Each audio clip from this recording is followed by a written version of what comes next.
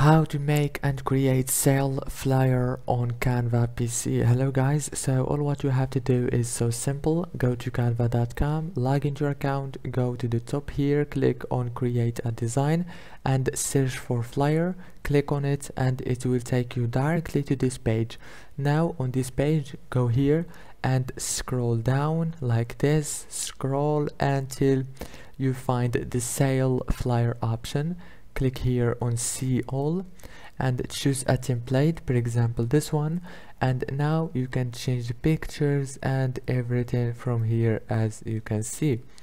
And after you finish editing all those things, just go and you can click here and click download.